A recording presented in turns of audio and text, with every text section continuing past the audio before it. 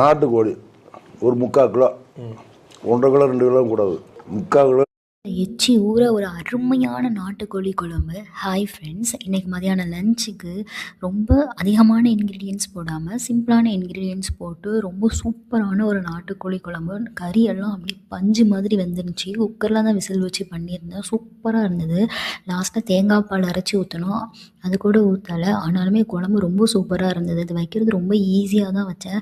வெறும் மல்லிப்பொடி, மற்றபடி கரம் பொடி இந்த மாதிரி மட்டும்தான். என்ன தான் யூடியூப் பார்த்து நிறைய வகையான பொடிகள் போட்டு சமைச்சாலும் நம்ம வீட்டில் செய்த மாதிரி கொஞ்சமாக போட்டு சாப்பிடும்போது தான் டேஸ்ட்டு ரொம்ப சூப்பராக இருந்துச்சு. செம்மையாக இருக்குது. இப்போ வீடியோ அப்லோட் பண்ணும்போது கூட எனக்கு அப்படியே மறுபடியும் எச்சி ஊறுத மாதிரி இருக்குது.